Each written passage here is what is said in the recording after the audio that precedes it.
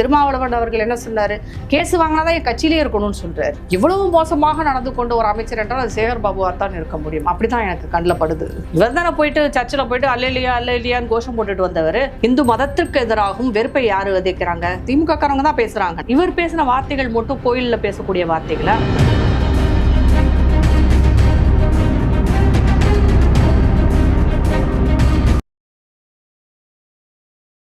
Reports now நேயர்களுக்கு வணக்கம். இன்று நம்மோடு இணைந்திருக்கும் சிறப்பு விருந்தினர் சமூக ஆர்வலர் மற்றும் அரசியல் விமர்சகர் திருமதி ராதா தேவர் அவர்கள். வணக்கம். வணக்கம். சேகர் பாபு அவர்கள் ஒரு குற்றச்சாட்டை வச்சிருக்காரு. கன்னியாகுமரி சுசீந்திரம் கோவில்ல போகும்போது அங்க இருக்கும் பக்தர்கள் சாமியோட பேர் சொல்லியோ வேற ஏதோ சொல்லி கோஷம் போட்டிருந்தா பரவாயில்ல, பாரத் மாதா கி ஜெய்ன்ற கோஷமோ வீர சாவர்கர்ன்ற கோஷம் எதற்காக ஒரு கோவில்ல போடணுன்ற குற்றச்சாட்டு எழுப்பியிருக்காரு. முதல்ல இது அந்த சுசீந்திரம் கோயிலை பொறுத்த வரைக்கும் இந்த மாதிரி கோஷங்கள் முதல் முறை அல்ல. இது பல வருடங்களாக இந்த பாரத் மாதா கி ஜெய் என்ற கோஷம் அங்கே உண்டு, இல்லைன்னெலாம் கிடையவே கிடையாது. இவங்களுக்கு வேணால் அது புதுசாக தெரியலாம். எல்லா வருடங்களும் இந்த மாதிரி அங்கே அந்த தேர் இழுக்கும்போது பாரத் மாதா கி ஜெய் என்ற கோஷம் போடுறது வழக்கம்தான். அதனால் அதை இவர் தவறும் சொல்ல முடியாது. பாரத் மாதா கி ஜெயன்றது ஒன்றும் இந்திய இறையாண்மைக்கு எதிரான ஒரு கோஷம் இல்லையே. இவங்க அல்லாஹூ அக்பர்லாம் அக்செப்ட் பண்ணிக்கிறாங்க இல்லையா? எத்தனை இடங்கள்ல நம்ம அல்லாஹூ அக்பர்னு கேட்குறோம், மசூதிகளில் அல்லாஹூ அக்பர்னு சொல்லலையா? அதே மாதிரி ஹலோலியான்னு சொல்லிட்டு இதில் சொல்லலையா? நாம் கோயிலை கூட சொல்லலை, பாரத் மாதாக்கின்னு நம்மளோட தேசத்தை பற்றி தான் சொல்கிறோம். அது ஒன்று. அங்கே போட்ட கோஷங்கள்ல அது மட்டுமே கிடையாது. அதுக்கப்புறம் தானு மலையான் கி ஜேன்னு சொல்லிட்டு கோஷங்களும் உண்டு. அவர் என்ன சொல்கிறாரு, இவர் வீர சாவர்கர் ஏன் சொல்லக்கூடாது? இப்போ இவங்க கலைஞர் வாழ்க அண்ணா வாழ்கன்னு எவ்வளோ இடங்கள்ல சொல்றாங்க, கோயிலில் கூட சொல்லியிருக்காங்க. நிறைய இடங்கள்ல பிரச்சனை இருக்கோ இல்லையோ திமுக காரர்கள் கூடும் இடமெல்லாம் சொல்லியிருக்காங்க. அண்ணா வாழ்க, கலைஞர் வாழ்க, ஸ்டாலின் வாழ்க, உதயநிதி வாழ்க எல்லாமே சொல்றாங்க. இவர் அப்ப பாஜகவினர் அங்க இருந்தாங்கன்னா அவர்களுடைய தலைவராக அவர்கள் கருதுவர் யார்? சாவர்கர் தானே. சாவர்கர் இந்தியர் தானே. அவர் வாழ்கன்னு சொல்றதுல என்ன தவறு இருக்கு? ஏன்னா கோவிலுக்குள்ள அது தேவையான கேள்விதான். கோயிலுக்கு வெளியில தான் தேர் எடுத்தாங்க, கோயில் உள்ள இல்ல. கர்ப்பகிரகத்துல இருந்து யாரும் கோவில் சார்புடைய ஒரு இடம் தானே கோவில் நிகழ்ச்சி. கோயிலுக்கு வெளியில தேர் எடுக்கிற அந்த தெருவுல தான் இந்த கோஷம் வருது. அதுல என்ன தவறு இருக்கு? இது ஒன்றும் தவறான ஒன்றோ, யாரையும் இன்சல்ட் பண்ணியோ இல்லை யாரையும் ஒழிகன்னு கோஷம் போட்டாலாவது நீங்க சொல்லலாம். இப்ப முதல்வர் ஒழிகன்னு சொன்னாலோ இல்லை சேகர் பாபு ஒழிக அப்படிலாம் சொன்னா நீங்க சொல்றது கூட ஒத்துக்கலாம். கோயில் இடத்துல ஏன் பிரச்சனை? வாழ்கன்னு ஒருத்தரை சொன்னா இவருக்கு ஏன் கோவம் வருது? இல்ல இது இப்போ வயசு வருஷாவா அந்த கூட்டத்துல இருந்த மக்கள் வாழ்க ஸ்டாலினோ வாழ்க கருணாநிதினு அதை அக்செப்ட் பண்ணிருப்பாங்களா? இந்த கோஷம் கண்டிப்பா அக்செப்ட் பண்ணிருப்பாங்க. நம்மளும் ஒண்ணு சொல்ல, இது அது இல்லைன்றது நம்ம சொல்லவே முடியாது. எல்லா இடத்துலயும் இந்த கோஷம் இருக்குன்றதான் நான் சொல்றேன். முதல் முறையாக நீங்க சாவர்கர் வாழ்கன்னு கேட்டிருக்கீங்க, அதனாலதான் உங்களுக்கு அந்த கோபம் வருது. எல்லா இடங்கள்லயும் நம்ம ஸ்டாலின் வாழ்க, கலைஞர் வாழ்க, உதயநிதி வாழ்கன்னு கேட்டு கேட்டு கேட்டு என்ன ஆயிடுச்சுன்னா, இதை தவிர்த்து நீங்க யாராவது ஒருத்தவங்களை வாழ்கன்னு கேட்டா உடனே உங்களுக்கு கோபம் வருது. சாவர்கர் என்ன அப்படி என்ன உங்களுக்கு அவருக்கும் உங்களுக்கு என்ன பிரச்சனை, என்ன பகை இருக்க முடியும்? அவர் ஒரு கட்சியில இருந்திருக்கிறார், அவ்வளவுதான். அது போக இந்த நாட்டுக்காக உயிரை தியாகம் பண்ண அவருடைய வாழ்க்கையே தியாகம் செய்த ஒரு தியாகின்னு தான் சொல்லணும். ஏன் இதுக்கு முன்னாடி இந்த காங்கிரஸ் அரசே அதை ஒத்துக்கிட்டது தானே. அப்படி இருக்கும்போது நீங்க புதுசா சொல்றதுக்கு ஒண்ணு இல்லை. சாவர்கர் வாழ்கன்னு சொன்னா சொல்லிட்டு போறாங்கன்னு இவர் ஒரு அமைச்சர் அதற்கான தகுதியோடு நடந்திருக்கணும்ன்றது தான் என்னோட இது. யாரோமான வார்த்தைகள் கூட அவர்கிட்ட யாரும் கத்திட்டு போறாங்கன்னு போக வேண்டியது தானே. அந்த அளவுக்கு கூட இவருக்கு பொறுமை இல்லையே. இவர் பேசின வார்த்தைகள் மட்டும் கோயிலில் பேசக்கூடிய வார்த்தைகளா? அவர் சொன்ன வார்த்தைகள் எல்லாம் ரொம்ப மோசமான வார்த்தைகள்ல. அவங்க எந்த கட்சிக்காரங்களா இருந்தாலும் அவர்கள் பக்தர்கள், அந்த கோயிலுக்கு தேர் இழுக்க வந்தவங்க தானே. அவர்களை பார்த்து இவர் கை நீட்டி பேசுறதும் கத்துறதும் கோபமாக பேசுவதும் தவறான வார்த்தைகளை உபயோகப்படுத்துவதும் ஒரு அமைச்சருக்கு மாண்பு இல்லை. ஒரு சாதாரண மனுஷனா வேணா நம்ம ஒத்துக்கலாமே தவிர, ஆனா ஒரு அமைச்சராக பார்க்கும்போது அவர் அதெல்லாம் இக்னோர் பண்ணிட்டு போயிருந்தாருன்னா நல்லது. அதுதான் ஒரு மெச்சோர்டான ஒரு அரசியல்வாதிக்கு ஒரு அழகுன்னு நான் பாக்குறேன். அந்த இடத்துல அதை அவர் செய்ய தவறிட்டார். சேகர் பாபு அவர்கள் இப்போ சுசீந்திரத்துல மட்டும் கிடையாது, இதுக்கு முன்னாடி பல கோவில்கள்ல பக்தர்களுக்கிடையே அவருக்கும் வாக்குவாதங்கள் ஏற்பட்டிருக்கு. சமீபத்தில் ஏகாதேசி அன்னைக்கு தமிழிசை அவர்கள் போகும்போது கூட குறிப்பிட்ட ஆட்களுக்கு மேல ஆட்களை நீங்க கூப்பிட்டு வரீங்க அப்படின்னு சொல்லிட்டு அவங்களுக்குள்ள அங்கேயும் ஒரு தகராறு ஏற்பட்டது அப்படின்னு பாக்குறோம்.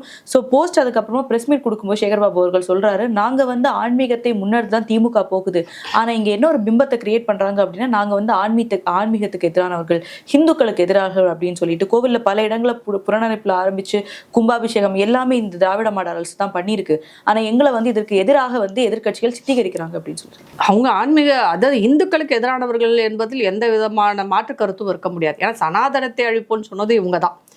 இந்து கடவுள்களுக்கு எதிராகவும், இந்து பழக்க வழக்கங்களுக்கு எதிராகவும், இந்து மதத்திற்கு எதிராகவும் வெறுப்பை யாரு விதைக்கிறாங்க? திமுக காரங்க தான் பேசுறாங்க. நம்ம யாரும், அவங்க தான் மேடை போட்டு எல்லா இடத்துலயும் பேசிட்டு இருக்காங்க.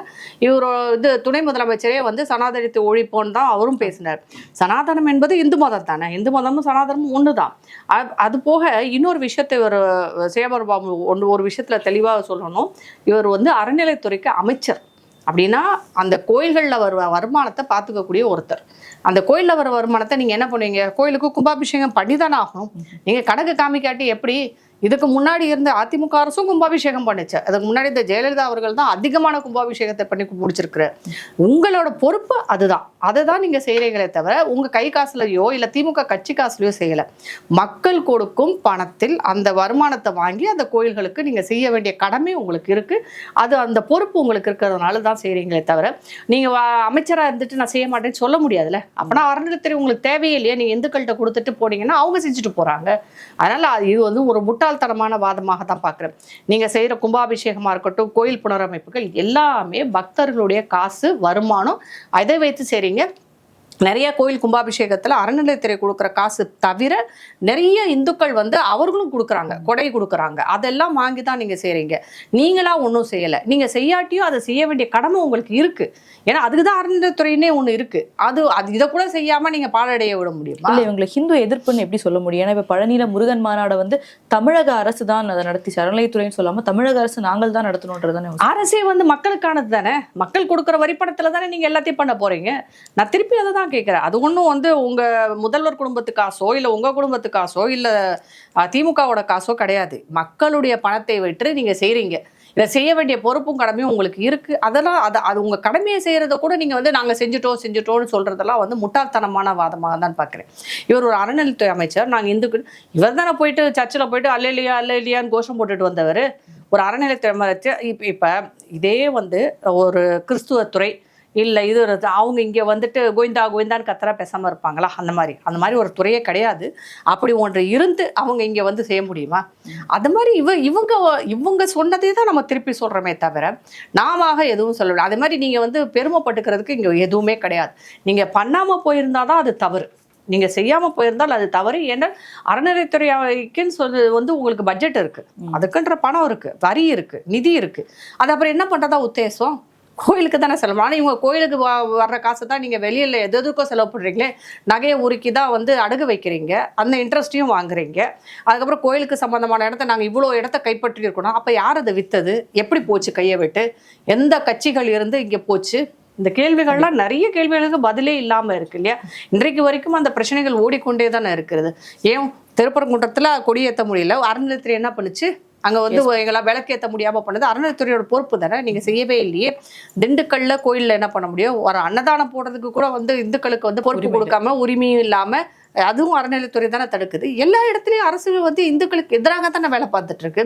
ஆனால் செய்ய வேண்டிய வேலையை செஞ்சதுக்கே நாங்கள் பெருமையாக பேசிக்கிறோன்றது வந்து எனக்கு தெரிஞ்சு இத்தனை கால ஆட்சிகளில் வந்து அறநிலையத்துறையை வைத்து இவ்வளவு மோசமாக நடந்து கொண்ட ஒரு அமைச்சர் என்றால் அது சேகர் பாபுவாத்தான் இருக்க முடியும். அப்படிதான் எனக்கு கண்ணில் படுது. 20 ஆண்டு காலமாக காத்திருந்த ஒரு விஷயத்தை வந்து முதல்வர் ஸ்டாலின் அவர்கள் நிறைவேற்றி விட்டார். அந்த பழைய ஓய்வூதியத்தை வந்து தந்து விட்டார் அப்படின்ட்டு அதிகாரிகள் எல்லாருமே வந்து சந்தோஷப்படுறாங்க. ஒன்று வந்து ஜாக்டோ ஜியோ, அது வந்து திமுகவின் கைப்பாவை என்பது எல்லாருக்குமே தெரியும். ஜாக்டோ ஜியோவில் இருக்கிற முக்காவாசி பேர் இந்த பழைய ஓய்வூதிய திட்டம், புதிய ஓய்வூதிய திட்டம், இப்போ வந்து சென்ட்ரல் கவர்மெண்ட் எல்லாமே புதிய ஓய்வூதிய திட்டத்துக்கு போயிட்டாங்க. அது ஒன்றும் பிரச்சனை இல்லாமல் அது பாட்டுக்கு போயிட்டுருக்கு. இங்கே வந்து ஓய்வூதியத்தை கேட்டு எத்தனையோ போராட்டங்கள். அது இந்த ஒரு போராட்டம் கிடையாது, ஏகப்பட்ட செவிலியர் போராட்டம், ஆசிரியர் போராட்டம், தூய்மை பணியாளர் போராட்டம்னு ஏகப்பட்ட போராட்டங்கள் நடந்து கொண்டு தான் இருக்கு. ஆனால் எதுவும் பொது வெளியில் வராது. ஏன்னா நம்மளுடைய ஊடகங்கள், இங்கே இருக்கிற பத்திரிகைகள், தர்மம் வந்து அப்படிதான் காப்பாற்றிக்கிறாங்க. திமுகவுக்கு எதாவது எந்த இதுவுமே நியூஸும் போட மாட்டாங்க. அடுத்த ஆட்சி யார் வருதோ அப்போ தான் தெரியும் அவங்க எப்படி பிஹேவ் பண்ண போகிறாங்க. இந்த ஓய்வூதிய திட்டத்தை பொறுத்த வரைக்கும் அந்த ஈஎம் பூசுகிற மாதிரி இருக்கும், பூசாத மாதிரி இருக்கணும் அப்படின்னு ஒரு வசனம் ஏதோ படத்தில் கேட்பாது. அது மாதிரி தான் இது. இந்த ஓய்வூதிய திட்டத்துக்கும் அவங்க கேட்டதுக்கும் சம்பந்தமே கிடையாது. முன்னாடி இருந்த ஓல்டு பென்ஷன்லையாவது என்ன ஆகும்னா எல்லாமே கவர்மெண்ட் தான் கொடுத்துட்டு. இப்போ வந்து 10% வந்து அந்த பணியாளர்களிடம் பிடிச்சுக்கிட்டு அந்த அரசு பணியாளர்கிட்ட பிடிச்சு அதை தான் திருப்பி கொடுக்க போகிறாங்க. உங்களுக்கு வந்து 10% பிடிச்சிட்டு அதுக்கப்புறம் என்ன ஆகும், அவங்க 60 வயசுல ரிட்டையர் ஆங்கன்னு வச்சுக்கோங்க. தமிழ்நாட்டில் வந்து 58, 60 கிடையாது, 58 வயசுல ரிட்டையர் ஆவாங்க. உங்களுக்கு அந்த பிடிச்ச காசுல இருந்து வட்டியும் சேர்ந்துருக்கும்.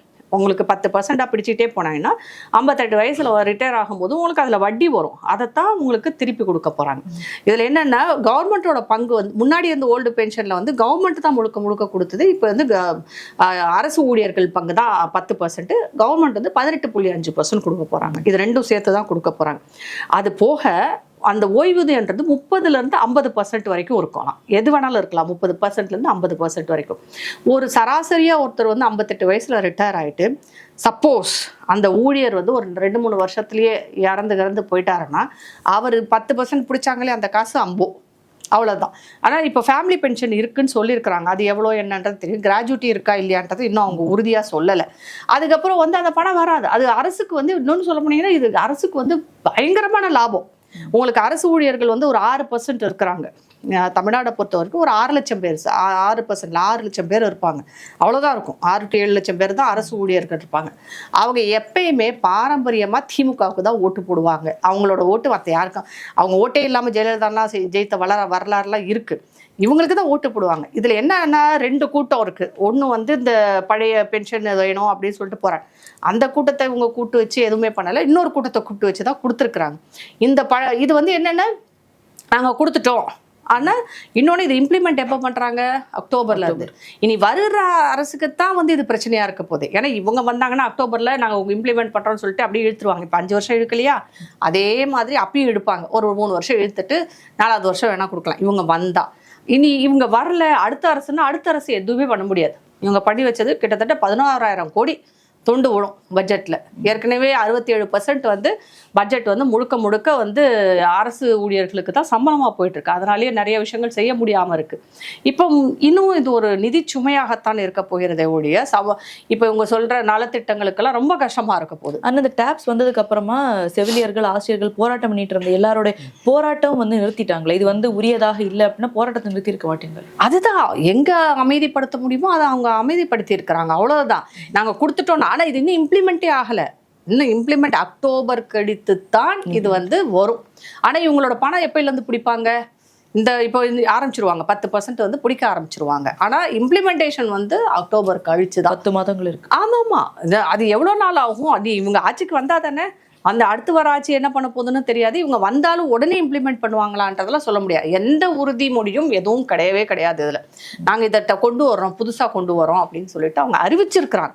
இந்த அறிவிப்பு வந்து எப்போ வந்து உங்களுக்கு கையில் கிடைக்க போகுதுன்றது தெரியாது. எப்படி பார்த்தாலும் ஒரு 30,000 சம்பளம் வாங்குற ஒரு அரசு ஊழியருக்கு 10%ன்றதை நீங்கள் கணக்கு பண்ணிக்கோங்க. பாஸ் பண்ண ஜியோவில் சில நல்ல அம்சங்கள் இருக்குது இல்லையா?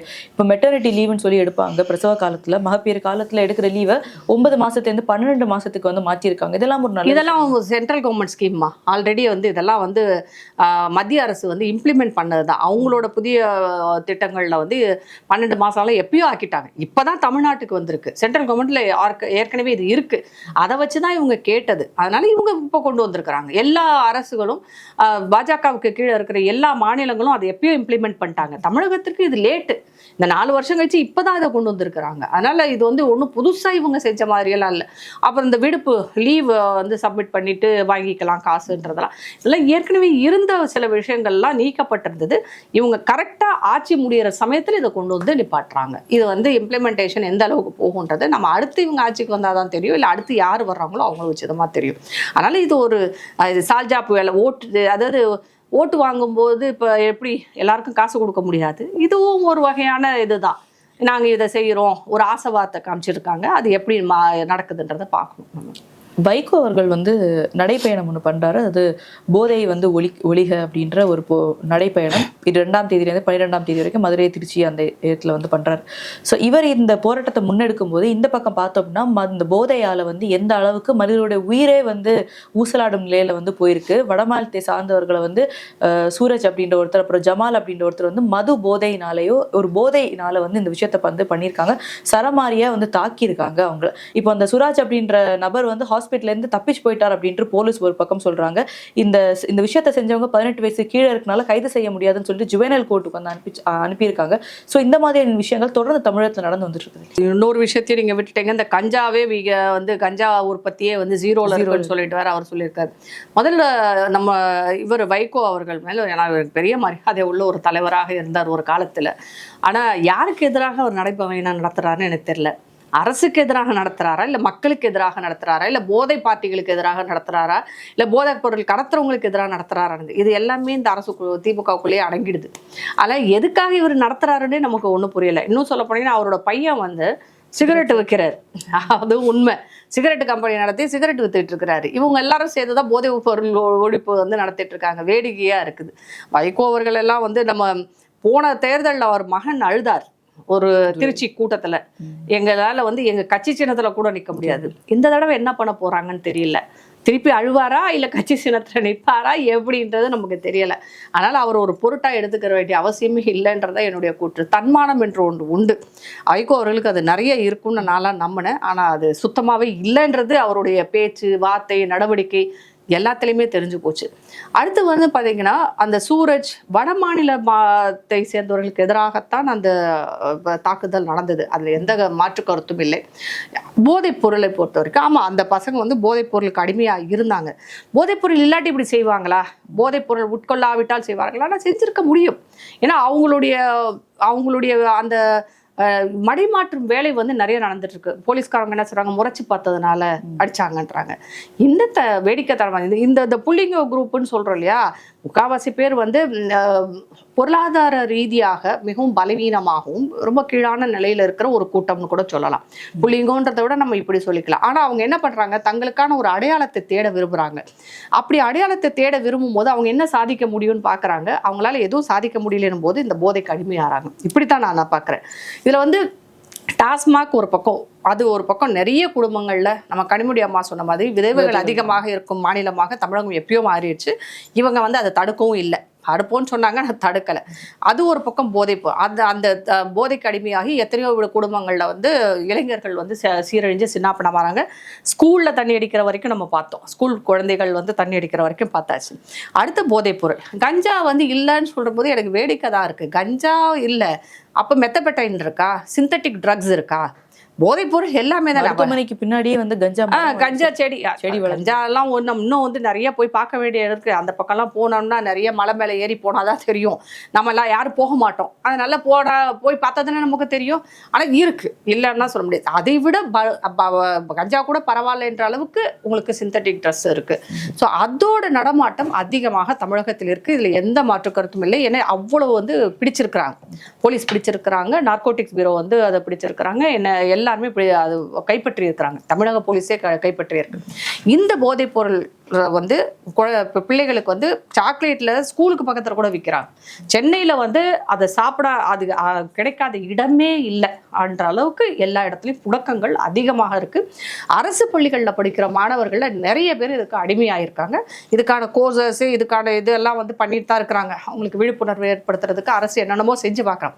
நான் என்ன கேட்குறேன்னா, ஏற்கனவே வந்து போதைக்கு அடிமையாயிட்டாங்க. அவங்களுக்கு நீங்கள் இன்னும் வெளியேற்றுற மாதிரி வட மாநிலத்திற்கு வந்து அதை செய்கிறான் இதை செய்கிறான் அவங்களுக்கு எதிராக ஒரு வெறுப்பை விதைக்கும் போது, ஒரு சாரார் ஒரு இனத்தை ஒரு இடத்திலிருந்து வருபவர்களை பார்த்து நீங்கள் வெறுப்பை விதைக்கும் போது, ஏற்கனவே வந்து ஒரு இன்ஃபீரியர் காம்ப்ளெக்ஸ் உள்ளவங்க போதைக்கு அடிமையானவங்க என்ன செய்வாங்க?